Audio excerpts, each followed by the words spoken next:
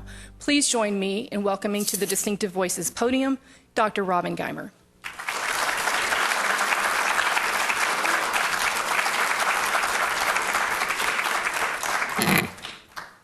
Thank you very much, Susan. Welcome, and it's a great pleasure to be here to give this talk on the bionic eye. As Susan indicated in the introduction, my main research interest is in age-related macular degeneration, and in fact, that's what I spend most of my time doing.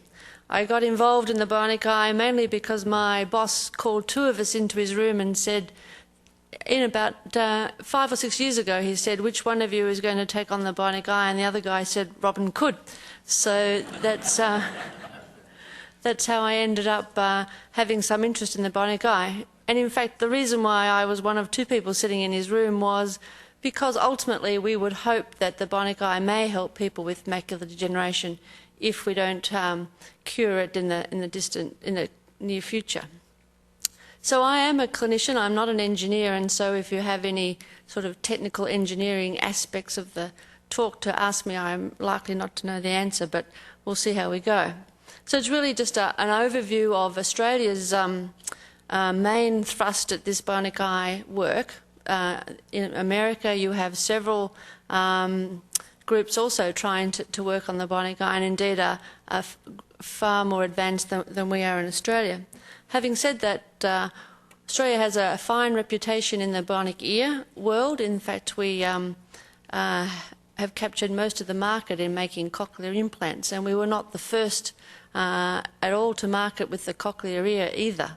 So our hope is, certainly in Australia, that we can reproduce our success with the bionic eye as we did with the cochlear implant, and make ground up where we're actually behind at the moment. So let's start. So I represent a group of people. In fact, I am in charge of the clinically related parts of this project, but there are many other program leaders involved in the engineering parts of this program. So I'm going to tell you about a retinal implant that's being worked on by our group, which is called Bionic Vision Australia. So why would we need a bionic eye in this era? So the sad fact is there are still many millions of people blind worldwide. Most of them are, however, in developing countries, and they clearly are not the target for a bionic eye. And indeed, most of the blindness in the world is due to cataract, which there is a very effective treatment if only we could get it to those in need. However, having said that, there are still people blind in America and in Australia, so in developed worlds, and it's really those people that we are targeting with this bionic eye. So I don't actually have a pointer that I can see, but maybe I can use this thing here. Yeah. So who then will we help with a bionic eye? And it depends, the answer to that depends on where you want to put the implant that will stimulate parts of the visual pathway. So for instance, if you could put an implant right over here into the brain to stimulate directly the part of the brain responsible for vision, and that would help pretty much all causes of blindness except for those which have affected this actual cortex. So, for instance, if you were blind from having lost both eyes from a military accident or in a car accident, you would be helped not by an implant that you would put into the retina, but you would have to somehow activate these cortical cells directly. However, if you did this, you would not have the advantage of all the processing that occurred in the brain prior to getting to the visual cortex. So others are looking at putting an implant further down the front end of the pathway so that you could take advantage of all the processing that occurs in the optic nerve and the visual pathway. And indeed, us and many others have chosen to put our implant actually into the back of the eye or into the retina. And if we have a look at the groups around the world, most people have thought the best place to intervene is in the retina.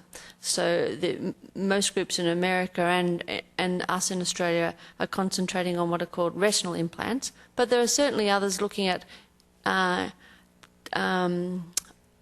impacting at different ways along the pathway.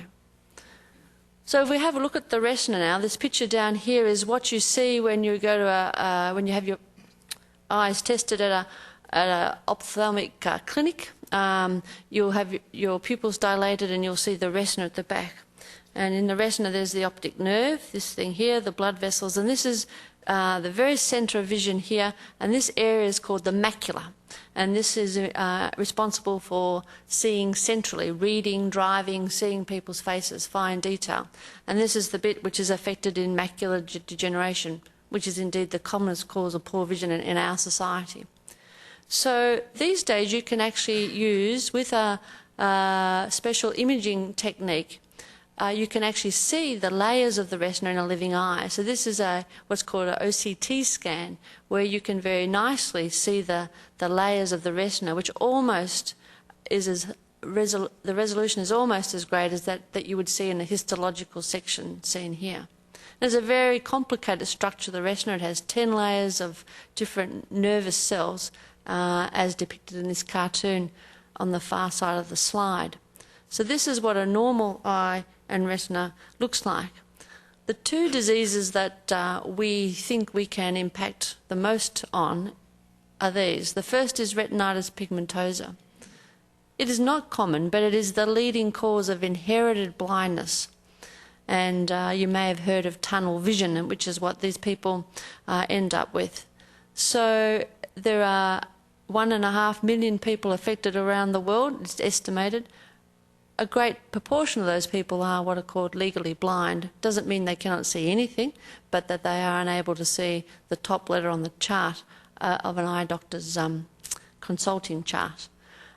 These people with retinitis pigmentosa start to lose peripheral vision, and it comes closer and closer into the middle. And some people can actually lose all their vision. In retinitis pigmentosa, the main issue is with mobility and independent living. They clearly have lost, at the far end of the spectrum, their ability to read, but what they are looking for is the ability to independently navigate. However, if you look at this chart, which was taken from Melbourne, which is where I'm from, but is very similar to anywhere that you would find in America or the Western world, it's the causes of blindness. And you can see the vast majority of blindness is due to this macular degeneration, whereas what I was just talking about, retinitis pigmentosa, whilst quite severe, only affects a very small proportion of the population. So that if you had a device, it really is not a viable economic venture to try and have something which only has some effect on retinitis pigmentosa. So the hope in the bionic eye world is that eventually we'll have something that we can help people with macular degeneration. So in AMD, this disease affects the centre, as I said before, and it will leave you with the inability, if it's untreated, to read, drive and see people's faces. We've made huge advances in the treatment of the very severe form of this disease, but the more slowly progressive disease we still have no treatments for. So 15% of people over 50 will have some signs of this disease, but only 1 or 2% of people end up losing vision, severe vision loss as a result of this disease. The main complication that these people have is that high-end quality of life issues of reading, driving, all the hobbies that people like to undertake as they retire become more difficult. And so to help these people, you're not really looking at a navigation device because they're able to walk around quite well, but it's the high acuity that they're missing. So these two diseases are what most people are targeting with a bionic eye. So as you can see in this cartoon, in these diseases, those layers of the retina are all fine except for the ones that collect the light, so the photoreceptors or the rods or the cones you may have heard of. In these two diseases, they are the things that are not working. And so if you could only activate the rest of the layers of the retina, you may actually be able to get a visual input going back to the visual cortex. So how do you build a bionic eye? Well, first of all, you need some money. So in Australia, our Prime Minister in 2008, Kevin Rudd, got together what he called the best and the brightest. Now, I must have missed my letter because I wasn't invited, but he got together a group of people around Australia with diverse interests, and they we tried to formulate things that might advance Australia. And one of them, idea 5.112, was that it would be a good idea to try and do that same thing with the bionic ear that we did previously with the bionic eye, and to develop innovation that would bring about the bionic eye. And he promised 50.7 million over 4 years to a group that might be able to develop this. So the year prior to that, we had formed a group of 5 organisations that were interested to try and put together a bionic eye. And I wouldn't like you to think that everything started from that announcement. There had been work happening in Australia for the decade before that on starting to build the electronics for a bionic eye. What wasn't there was a team of diverse expertise to put it all together. So we formed what was called Bionic Vision Australia, which came out of the University of Melbourne, which I am part of, the University of New South Wales, the Bionic Ear Institute that brought all the expertise on how the cochlear implant was made and how successful it had become, the Centre for Eye Research Australia, which also is where I work, which has all the clinicians and the surgeons involved in this project, and NICTA, which is the National Information, Communications and Technology Institute that brings together people that are interested in the new ways of transferring data, very large amounts and very rapidly. So we became core partners of this group, and the Royal Victorian Eye and Ear Hospital, where I am a clinician, is the clinical partner in this venture, and which will be where our first patients are implanted. So the idea was, from the very beginning, unlike most other places that have a bionics eye program, we brought together the leaders in the field to start with. So it didn't come out of a ophthalmology practice, it came more from the engineers, if anything. And so together we have program leaders that are expert in engineering, electronics, material sciences and neurobiology. And when we put together our grant, with us and the people behind us, we had 577 years' worth of expertise in this area. I hasten to add it wasn't just from the 6 of us, but from the teams that we represented. So we had to put together a bid, and we had to front up to Australian Research Council, which is like your NIH, and sit through a couple of hours of interviews. And we were successful in getting 42 of that 50 million. We had our own financial crisis. We didn't get all that we had hoped for, and 8 million actually went to another group also in Melbourne, a rival bid that's looking at the cortical implant that I mentioned previously. So what isn't a bionic eye? So this is very useful for your dinner party conversation so that you can sound more knowledgeable than the rest. It's certainly not something that you pop into your eye. It's not a removable thing that comes in and out. And it's certainly not something that you would just turn on and then suddenly someone would see who hadn't seen before. And when we are successful, you're not going to see what we see here. It's going to be a very poor second-rate vision compared to normal vision. So how do we go about building one? So this is how we normally see. If there's an image that you're looking at in the distance, it is focused through the eye onto the retina. It happens to be upside down. From the retina, it travels through the optic nerve, through the brain, and it ends up at the back in the visual cortex. So this is how we explain how the bionic eye will work. So you've still got the same thing that you wish to look at. You have a pair of glasses with a video camera embedded in the bridge. The video camera takes the picture. It then transmits data to, at the moment it will be a processor worn in a top pocket or around on a belt, and that processor takes little bits of information from that very complicated scene. So the way to think about it is little pixels that'll take out the important pixels from that scene, and it will transmit it to a receiver that's at the back of the ear, very much like the cochlear implants that you see today. So this will receive the information that has been parcelled up into little packages and will send it forward to the implant that will be in the eye. So there will be an electrode that stimulates the retina in the eye, and that will then be able to send the signal to the surviving cells in the retina. So you still need in the retina cells that can take that signal back to the brain. So we cannot fix diseases like glaucoma, where in glaucoma you actually lose those neurons, the last part of that 10-layer retina that takes the signal back. So in our implant and many others, it will only fix, as I said, those retinal degenerations, not degenerations of the actual nerve or the ganglion cells. What will people see?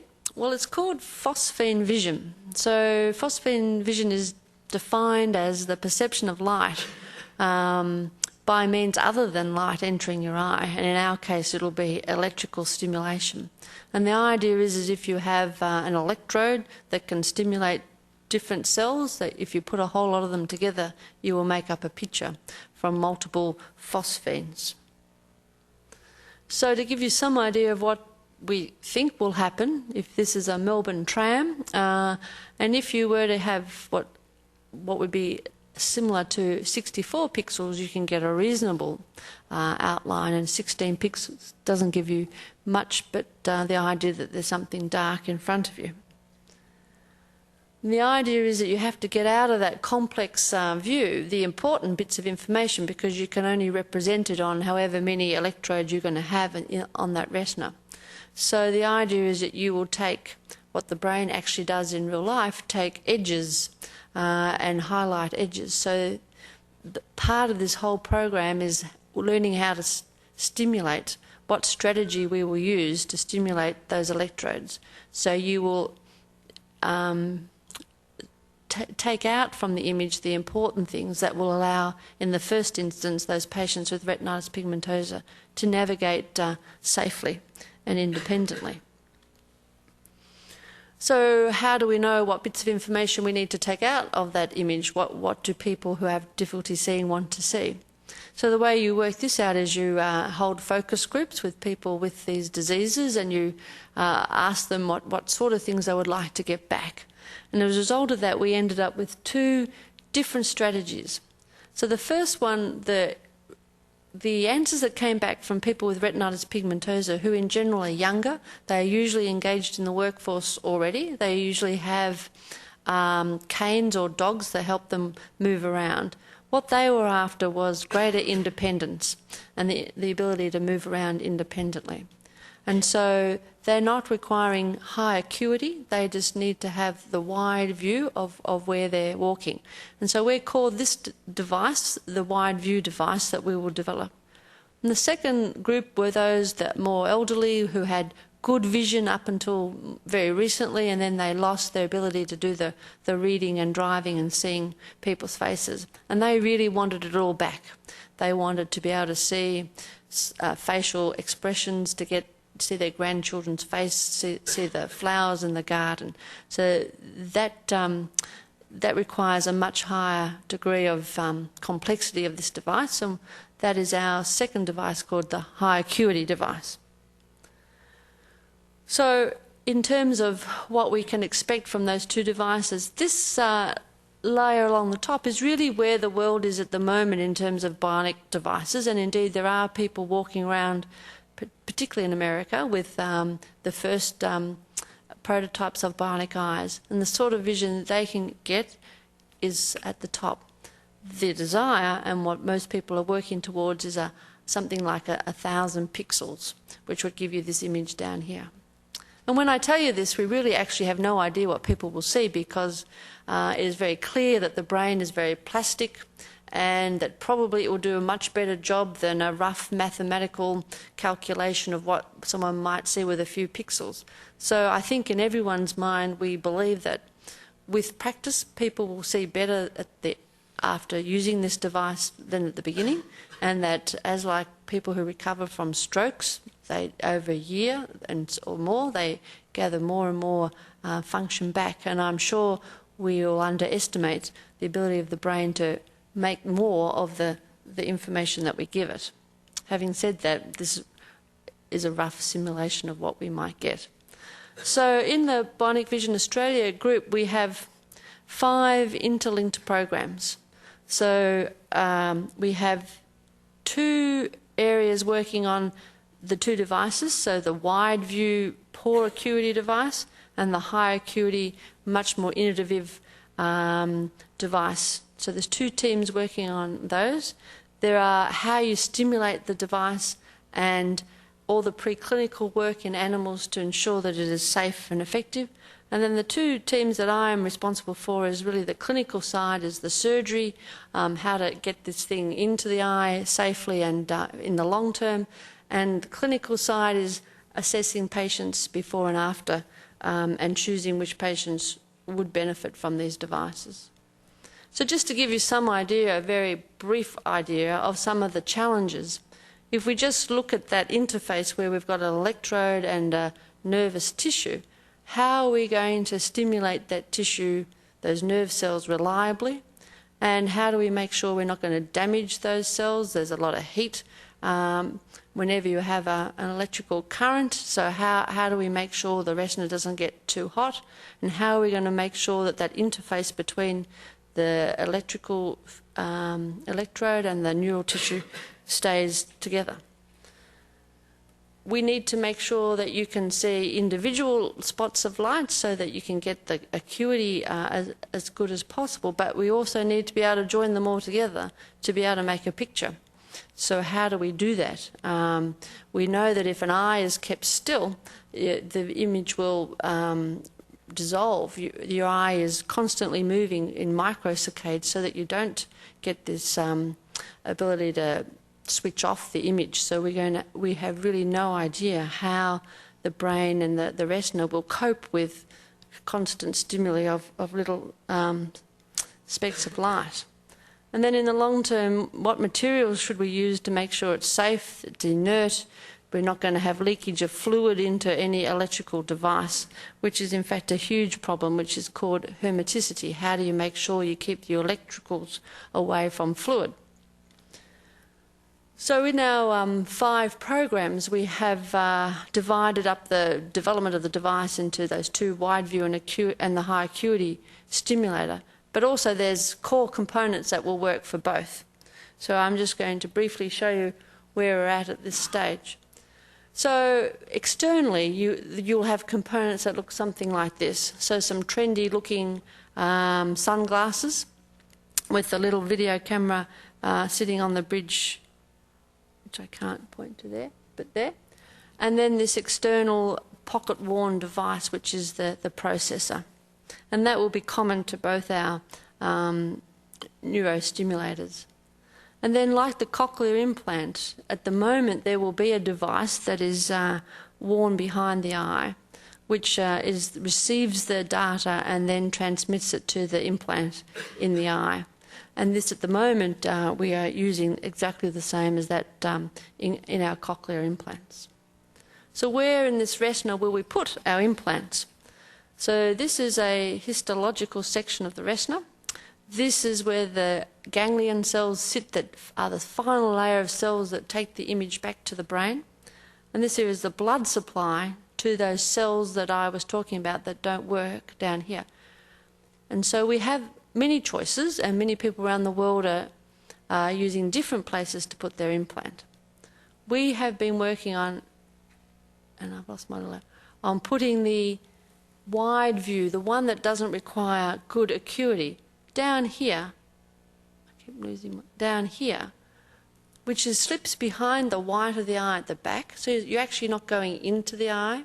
It's a very simple, relatively simple surgical procedure. It's low risk.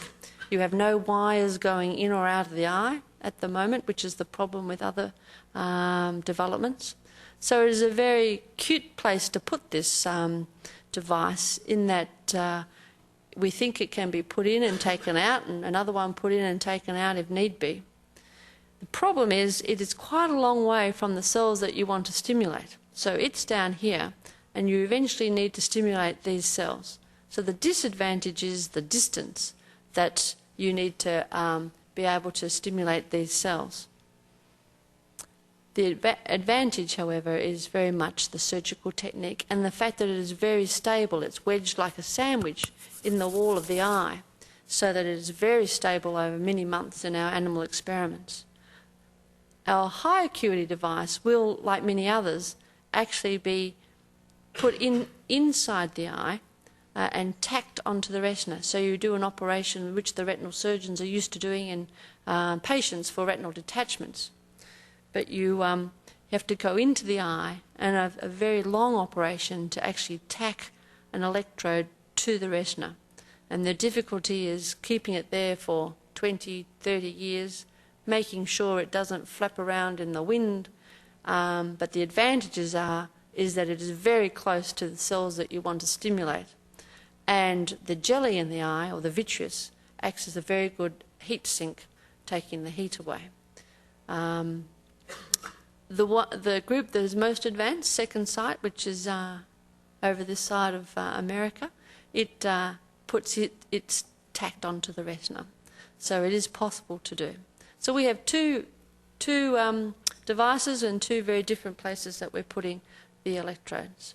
So what do they look like? So this is our wide view neurostimulator. And this is not very exciting. It's just like a strip of silicon with a few dots on it, really. So this is 10 years or more in development by these two engineers that work up in New South Wales. And this is very flexible. A lot of work has been done on how to actually get it safely to flex and not break, to put it into the eye. And there are 98 little electrodes on this strip. And that is going to give us our wide view stimulator.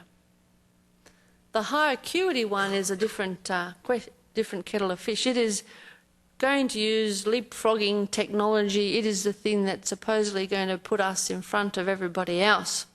It is at the moment not nearly as far advanced as the first one I showed.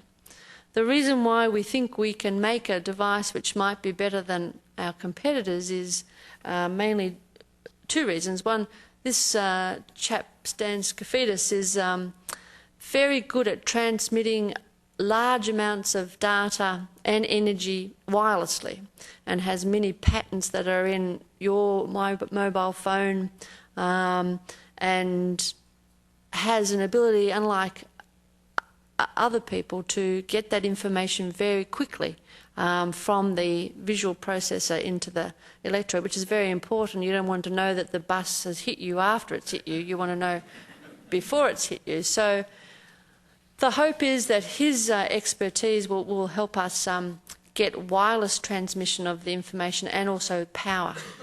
And we will need to be able to put mini electrodes very close together for this high acuity device. And so that brings in what's called our Materials Institute, where there's expertise in using diamond as a electrode. So I was quite excited when I heard I was going to be working with people who make diamonds, but unfortunately they are black and not the shiny silver one. So diamond has a unique property in that you can use it as an electrode, and you can also use it to seal the electrode very well. It's very inert, and you can make it conducting if you dope it with, in our case, some boron. So we have been able to make slabs of diamond that have the little conducting doped diamond cut into the plate. And this is a novel way of being able to ensure that there are no leaks and that you can get very close together stimulating pads. And it's a very inert material, hence we think will not degrade over time. It is, however, new in the sense that it's not used in the body currently. We have two ideas. Hopefully in the long run we had thought that we would use these sort of penetrating electrodes that would get even closer to those cells that we needed to stimulate. Plus, rather than having one tacking the thing into the retina, we would have the 1,000 electrodes working as little tacks. But in the short term we've gone for much more a flat array, where we're not actually going to have the penetrating electrodes. The goal of the preclinical and surgical teams is to get these devices into the eye safely, but also make sure that they function and that they're there for the long term. So we have developed new techniques and instruments to allow us to get these devices into first animal models and then into cadavers, human cadavers, to practice the surgery. And this is just an example of that wide view device being put in, and always we have the surgeons with the engineers at all our operations so that we can learn from each other. And this down the bottom is a picture looking into the retina where you can actually see the electrode underneath the retina sitting very happily under the retina. And you can image it now with these OCT images that I showed before, where you can, so that you can see where it's placed in a living eye. And you can actually stimulate those electrodes, and you can monitor the cortex to see that that stimulation has made its way to the cortex, and very encouragingly you can get the same sort of responses with electrical stimulation as you do with light. This is the histology that shows that the electrode here placed underneath the retina has not caused any inflammation or any rejection problems, and so we were very happy that it sat there very securely for many months without causing a reaction. And indeed we've done experiments where you can take that one out and place another one in, which of course may become important as you upgrade your device. This is a schematic diagram of how we envisage that high acuity device working, in that those prongs were going to sit very close to the cells that need it stimulating. And then you put the computer chip on the top, which will stimulate as you desire from your stimulation strategy. So we've looked to see whether the prongs actually do impact into the retina, or whether they would just push the retina away. And we were very happy to see that, yes, indeed, those prongs can actually get into the layer of the retina that you wish. And here is a mock device in an animal eye, just practicing trying to get it to impinge on the retina. In terms of stimulating the retina, it'd be very important, as we said before, that you can make individual spots of light. And one of the problems is how you actually make that spot not spread out into a bigger blur image. And those guys in Sydney that have been working for the past decade on their device have this patented technique where you can stimulate, and I don't, as we said, we're not an engineer, but you can stimulate one electrode but have the other surrounding 6 act to quarantine that stimulus. So it's all the electrodes are arranged in hexagons, so that one is active and the 6 around it limit the spread of the excitation, and that's very different from how others are working. We have got a laboratory set up where you can take normally sighted individuals and make them blind, and then try some strategies of stimulating different dots to see what's useful and how they'll use those dots to, in a world where they're safe in a laboratory, trying to work out how best to represent the image to them. From my point of view, I run this program where we get people in who suffer from the diseases that we've talked about, and they access our website to say that they're happy to participate.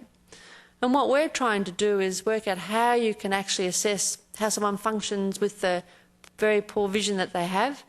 And it's actually very hard to quantify how someone functions at very low levels of vision. You'll all be aware when you go to the optometrist or the ophthalmologist, they'll get you to read a chart, but once you can't read the chart, people pretty much don't bother to try and quantify what you can see. But it's very important, if we're going to try and tell someone that they'll see better after an implant than before, that we can prove that not only to them but to the scientific community. And at the moment it's a very difficult question when we're working at the very low levels of improvement, how we actually show beyond doubt that people have improved. You can do sneaky things to show bits of video of people finding doors that they couldn't find before, but you have to make sure there's no wind coming through that door to make sure they're not using other cues or walking along a white line on the carpet. They clearly can feel the paint under their shoes, so you have to be very careful in how you represent what they see. So we're busy in trying to work out what people can still see and how that correlates with what retinal cells they have left, and also how we will use protocols after people have been implanted to prove that they can see better than not. And it's really an area where people haven't really bothered to quantify at very low levels. So for instance, you can't use the normal eye glasses where you say, is this better or that better, because clearly people don't see at that level. So there are charts made with different gratings that you hope people can see, but at the very early days with our patients with retinitis pigmentosa, we are implanting people who do not even see that level of vision. And so you can actually do what's called electrophysiology, where you can actually map which bits of the retina are still giving you a signal, and you can do that very finely with what's called a multifocal ERG. You can also take those pictures I described earlier on, where you can actually see what layers of cells are still present and which are not. You can see this is a normal retina, and this is one with end-stage retinitis pigmentosa, and there are many layers of retina, the photoreceptors here, that are missing compared to this layer up here. And when we talk about someone walking with a guide dog or a cane, how do you actually measure how well they travel? And so there actually is literature on measuring bumps and trips and shuffling and hesitations and unconfident body language. And so we are working to try and formalise protocols for measuring these things.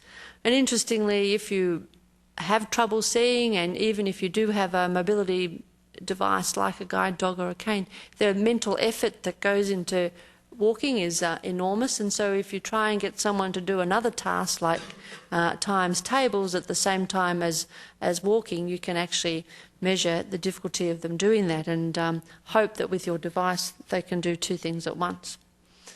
And where would you measure the mobility? Would you do it in a laboratory or in the real world, where there are advantages and disadvantages of both? So we've set up both.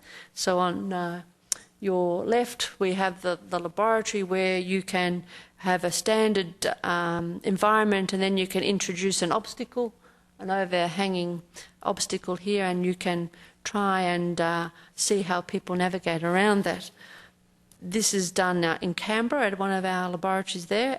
At our hospital, we have decided we'd rather do the real world environment, and so we've made a course around the hospital where we will take patients to see how they traverse in a real world situation, and then we'll compare the two and see whether they correlate together.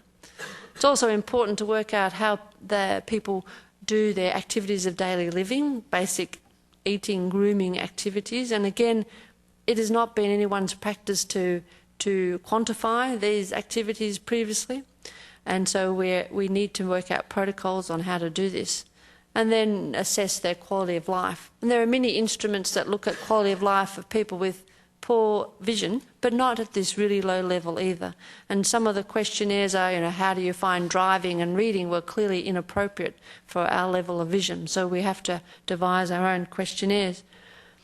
And each group has their own way of looking and assessing their success, and as I said, there are sort of personal tricks that people use, that you actually only need one or two little spots to work to be able to read a large letter, because you just move your head to follow the lines of the letters, so that whilst it looks impressive that someone can read on a video a big letter N, it actually doesn't require too many pixels to be working to do that. So there are enormous number of tricks that people who have low vision have developed to work out to use the vision to the best they can.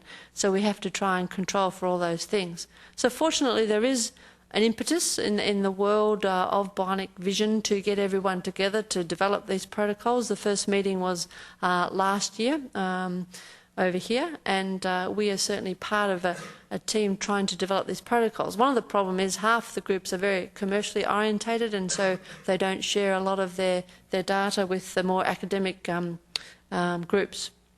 So just finally, we had a very short timeline, 4 years. The government gave us the first lot of money for. The $50 million is really the amount that the group in America have spent already on their first clinical trial. So whilst it sounds a lot of money, it is not a lot to get from the beginning to clinical trials. But we are on track to do our first implants at the beginning of next year. So we are very hopeful that that will happen. And just finally, there's a very large group of people behind this talk, and one of the advantages that we have is that it was set up as a multidisciplinary team to start with, and very much there are meetings every day where the groups get together rather than just being told it's multidisciplinary where it actually in fact does happen. And whilst a lot of the meetings can be somewhat tedious and we don't really understand what all those engineers are talking about, it's very important to be there to try and add your 2 cents worth. Like, for instance, at the very beginning, the engineers hadn't thought how we were going to sterilise this device that's going in an eye, and this sudden realisation that static electricity is probably going to ruin the thing, and the surgeons wear gloves, and so how are we going to work towards making sure there's no static electricity on the device as you put it in. So how to earth the surgeon and the instruments, things that we would take for granted but others had not thought of, and vice versa. There's many lessons we learnt from the engineers, but they often have very great ideas of things that will be this big, and how you fit them into eyes is something that comes second. So it really is a joint effort. So finally, I acknowledge the support of our Australian government in helping us work towards this bionic eye. Thank you.